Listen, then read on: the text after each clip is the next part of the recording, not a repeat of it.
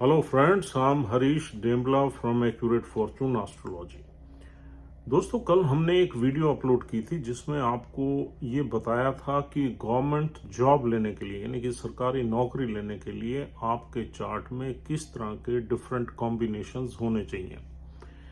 और ये extended video है। उसी श्रृंखला को आगे बढ़ाते हुए हम कुछ और इंटरेस्टिंग चीजें बताएंगे जिसमें आपको ये पता लगेगा कि कौन कौन से प्लैनेट्स किस किस तरीके की प्लेसमेंट से आपको गवर्नमेंट जॉब की तरफ ले जा सकते हैं और कौन कौन से प्लैनेट्स किस किस तरह के प्रोफाइल में ले जा सकते हैं। ये थोड़ी उससे डीपर है, तो जान लेते हैं दोस्तों। जैसा हमने आपको बताया था, कल की वीडियो में बताया था कि गवर्नमेंट जॉब में सूर्य, मंगल, चंद्र और बुध, इन प्लैनेट्स का मेजर रोल रहता है, क्योंकि बुध की 6 नंबर राशि में गवर्नमेंट नौकरी के पावरफुल योग बनते हैं।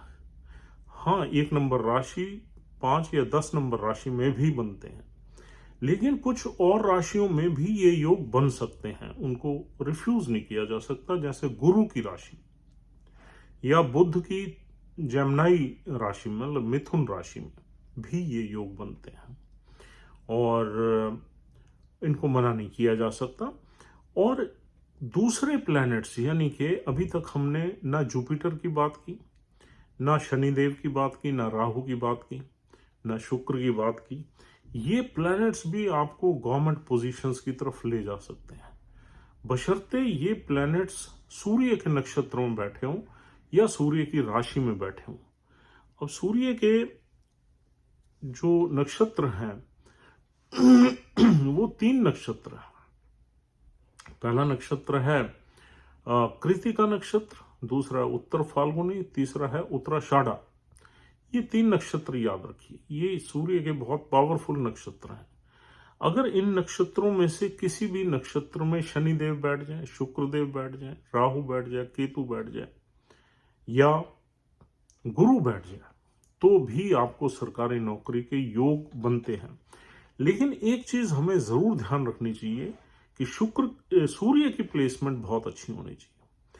किसी ऑस्पिशियस हाउस में हो और केंद्र या त्रिकोण में हो, अपनी राशि में हो, एक्सॉल्टेड साइन में हो या मित्र राशि में हो, तो गवर्नमेंट नौकरी के चांसेस ज्यादा बनेंगे। अब ये योग हमने देखा है 6, 8वें या 12वें घर में भी ये योग बन जाते हैं जब मैक्सिमम प्लैनेट्स 3 या उससे ज्यादा सूर्य के नक्षत्र में किसी किसी चार्ट में मिलते हैं। अगर ये योग 6, 8वें, 12वें से बनता है तो फिर हमारी सरकारी नौकरी में थोड़ी प्रॉब्लम्स रहती हैं, थोड़ी पीड़ा रहती है, थोड़े लिटिगेशंस रहते हैं, कंप्लेंट्स रहते हैं, कॉम्प्लिकेशंस रहते हैं, पोस्टिंग की दिक्कत रहती है। उन चीज़ों से हमें जूझना पड़ता है। तो उसका परिणाम स्वरूप हम नौकरी को बीच में भी छोड़ देते हैं। ऐसे भी योग बन जाते हैं। सूर्य गवर्नमेंट नौकरी को बीच में छोड़ने के योग बनाते हैं राहु की सूर्य पे दृष्टि, राहु शनि की सूर्य पे दृष्टि, चंद्र की सूर्य पे दृष्टि, या इनका साथ बैठना, या एक से ज्यादा प्लैनेट्स का मैलेफिक अफेक्ट डालना सूर्य पे। इसमें हमारी नौकरी चलने में बड़ी परेशानी आती है, लेकिन नौकरी मिल सकती है। जब भी 3 या उससे ज्यादा प्लैनेट्स सूर्य के नक्षत्र में बैठ जाते हैं या चंद्र के नक्षत्र में बैठ जाते हैं, तो ये हमें गवर्नमेंट जॉब दिलवा सकते हैं, सेंट्रल गवर्नमेंट या स्टेट गवर्नमेंट जॉब में ले जा सकते हैं।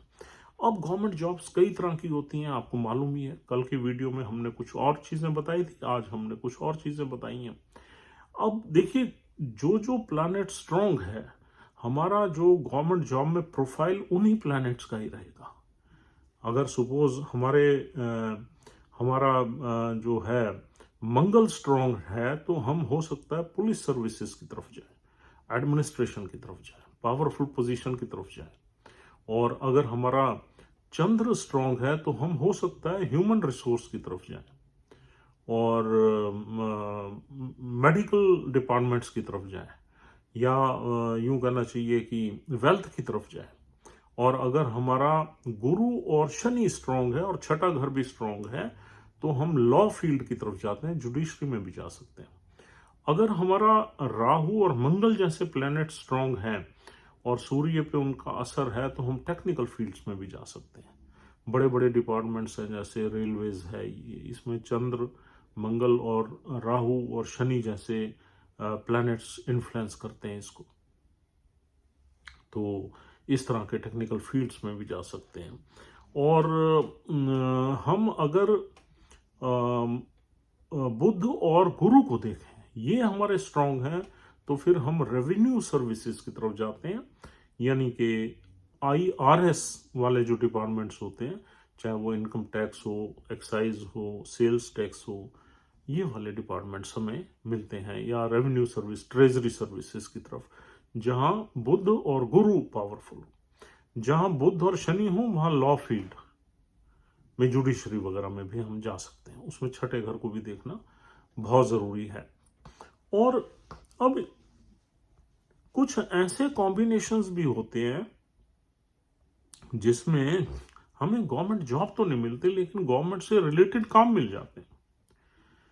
जैसे छठे और आठवें घर में अगर सूर्य हमारा मजबूत हो जाए तो हमें गवर्नमेंट कॉन्ट्रैक्ट्स का काम मिल जाता है और कंस्ट्रक्शन का काम मिल जाता है। गवर्नमेंट के टेंडर्स वगैरह में हम पार्टिसिपेट करके और वहाँ से ऑर्डर्स ले ले, टेंडर्स लेके और काम करते हैं गवर्नमेंट के लिए।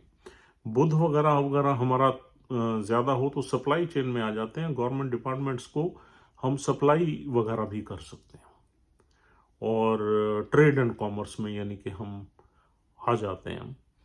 तो इस तरीके से आप जैसे जुडिशरी सर्विसेज में ना बैठ के आप अगर एडवोकेट हैं तो भी आपका गुरु और शनि पावरफुल होने चाहिए। उसमें आप सरकार के कानून जो हैं उन्हीं का ही काम करते हैं, वो भी सरकार से जुड़ा हुआ काम है।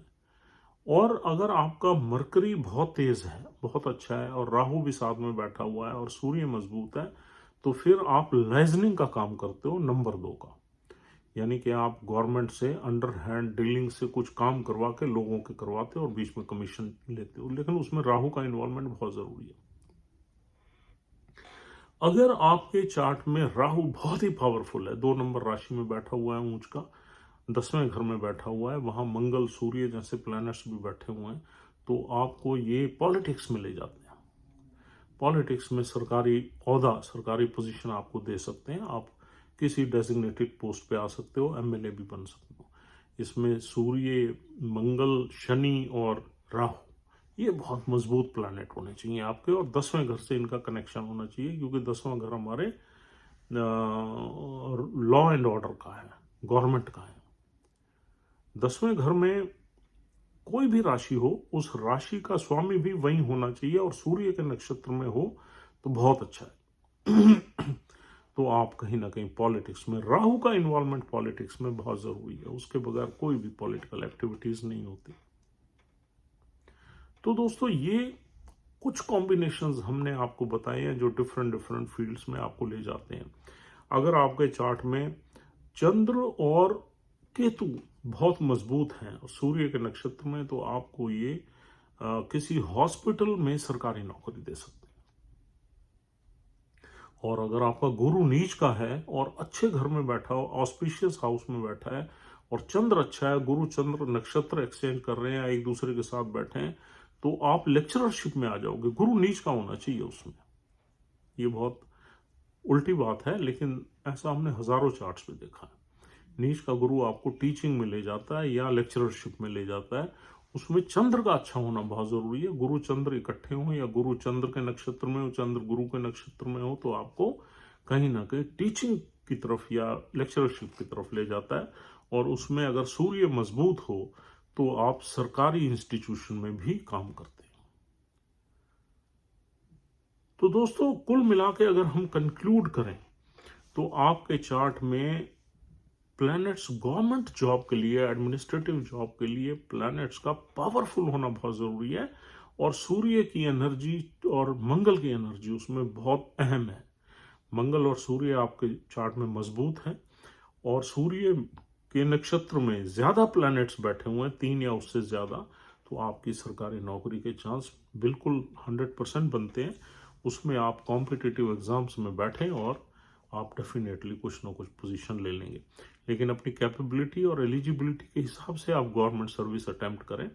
और दूसरा, छठा घर भी बहुत मजबूत होना चाहिए। छठा घर हमारा कॉम्पिटिशन्स में सक्सेस का होता है। अगर छठा घर आपका वीक है, छठे घर का स्वामी 12वें में है, छठे घर का स्वामी नीच का है, छठे घर का स्वामी क्लोजली कंजंक्ट है सूर्य के साथ, तो कभी कभी हमें यहाँ पर संघर्ष रहता है और सफलता नहीं मिलती। छठे घर का स्वामी आर्द्रा नक्षत्र में है तो बार बार फेलियर्स का सामना करना पड़ता है। तो ये चीज़ें भी आपने अपने उसमें रीडिंग में आपने कंसीडर करनी है कि नक्षत्र कौन सा है और छठे घर का स्वामी कहाँ बैठा हुआ है।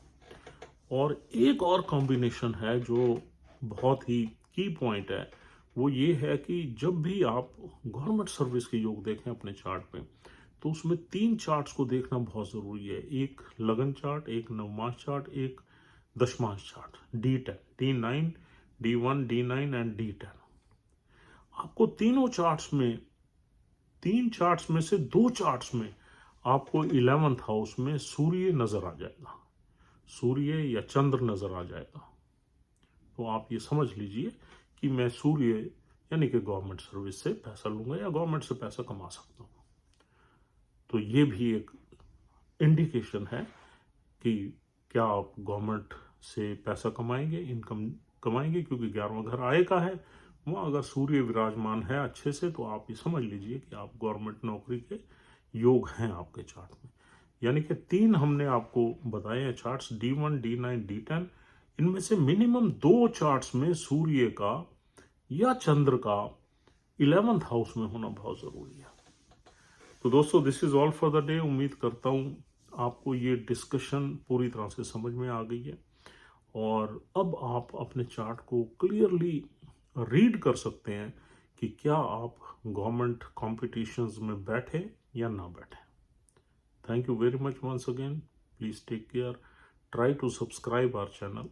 That is the only request. Otherwise, we'll see you tomorrow with another video which will be knowledgeable. Thank you very much.